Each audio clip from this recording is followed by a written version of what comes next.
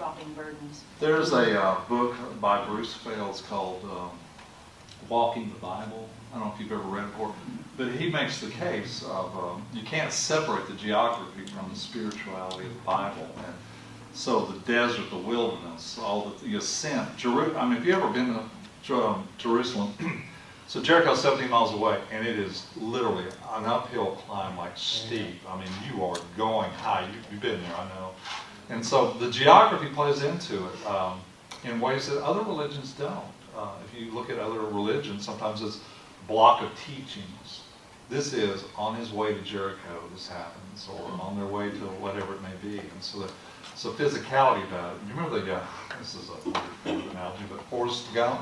Yeah. Remember when he went on his just run and he ran across? There's a great line that says, when the body's in motion, the mind is at rest. And I think that's what you're kind of saying is, as you're walking, you're sort of more in sync with the universe and with God's creation, and it kind of helps you find that rhythm of speaking and listening. You're not rushing somewhere.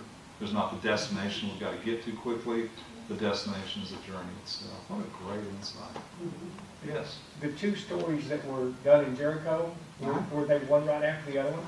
Yeah, because he's not there. He doesn't actually, he just stays and we know he has dinner, but he goes to Bethany, which is where Mary, Martha, and Lazarus is. So he doesn't stay there long. Jericho is a stopover, which is also the metaphor is don't stay in Jericho, because that's not your destination. Don't settle there. You got to go to Jerusalem. Good question. Other thoughts? What a great truth. Yes? Yeah, it struck me that Bartimaeus, the man who is physically, socially so far at the bottom, was the one who called out and initiated, whereas Zacchaeus, who actually is kind of at the top, in his wealth and that sort of thing, he didn't call out, but Jesus approached him and called him. So keep going. You're headed right. I love what you're saying. So it's kind of like, when you're on top of the world, you don't think you need Jesus, but if he calls out to you, there's something within you that has to answer. I love this group. And for the other guy, he just had nowhere else to go, and he appreciated that he had the strength to do it.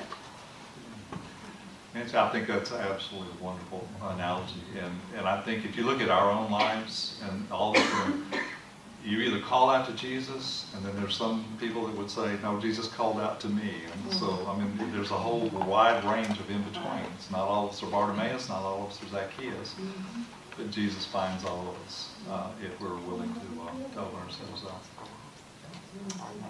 Other thoughts?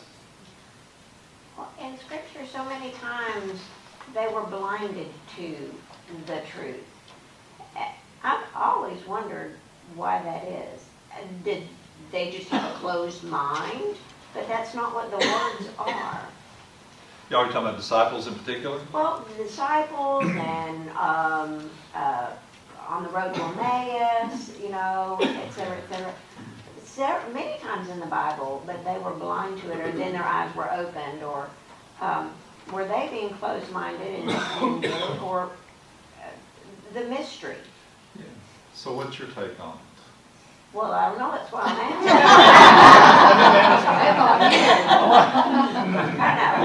asking. I keep that question, and somehow. No, and it's intentional.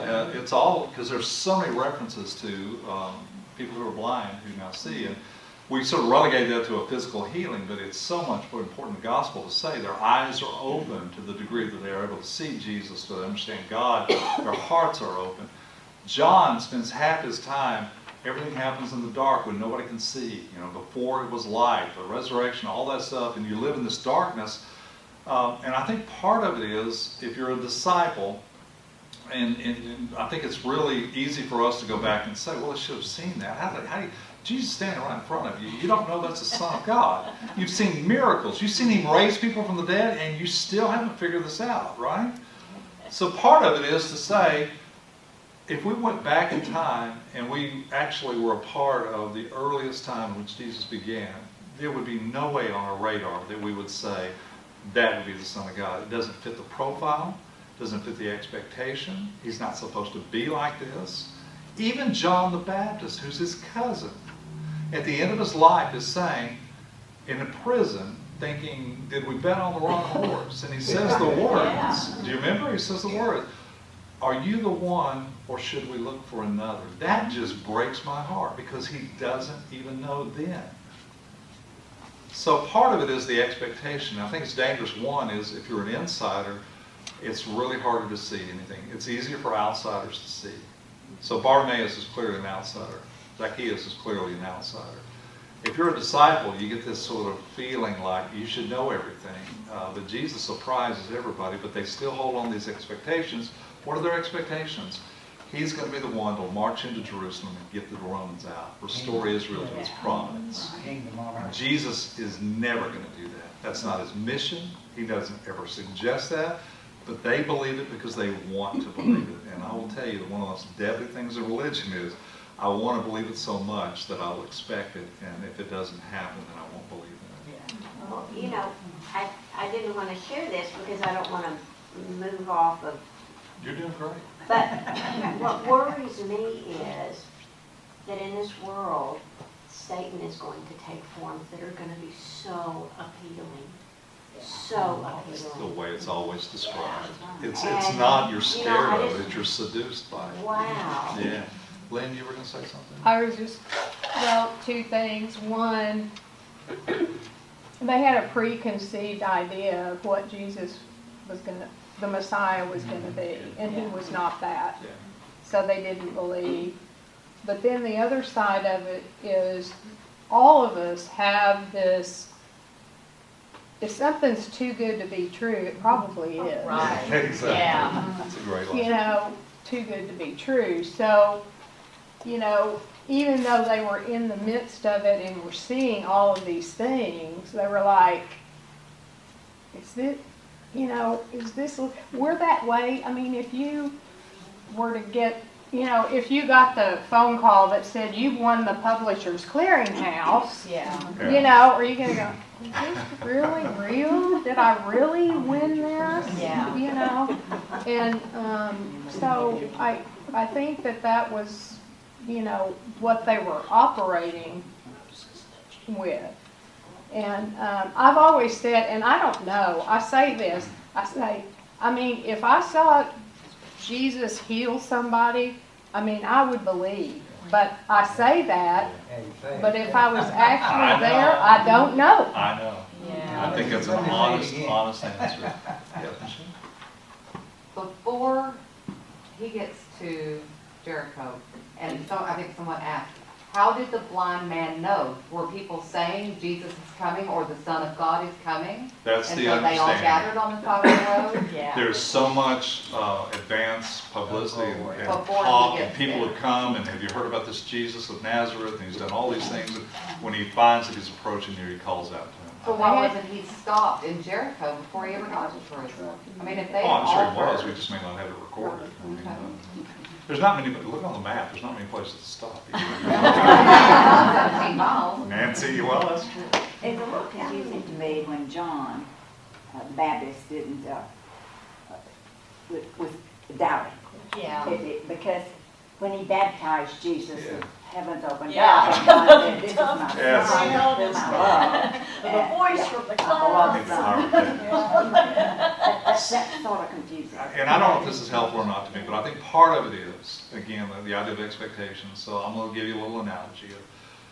So if you had a loved one that you just was sick, and what your prayer was, God, please help him, heal him. I can't stand the thought of living without. And that was your prayer, and your prayer was not answered. And it just shattered your faith because you did everything right. You prayed everything you could. And so the question becomes is, okay, the kind of God you thought was going to be there is not there. So what kind of God do you really believe in? So you don't dismiss the idea that I don't believe in God. I don't think John ever loses faith in God. He just has to dispense with the idea that the one he thought was is not the one, or he didn't come in the way that he thought. Because remember, John wanted to take a pitchfork and just, he wanted to eradicate everybody and come to Jesus quickly and get this thing right. And And I think he was disappointed and disillusioned by the fact that Jesus didn't follow the pattern that John thought he was going to.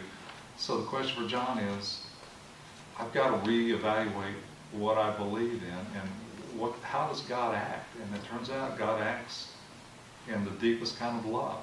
And that's hard for people who want brimstone, fire and brimstone, all that kind of stuff. I don't know if that's helpful, but I think a lot of us have had to readjust what we believe in God, so what kind of God now do we believe in given what we've gone through? And that's a hard thing to do.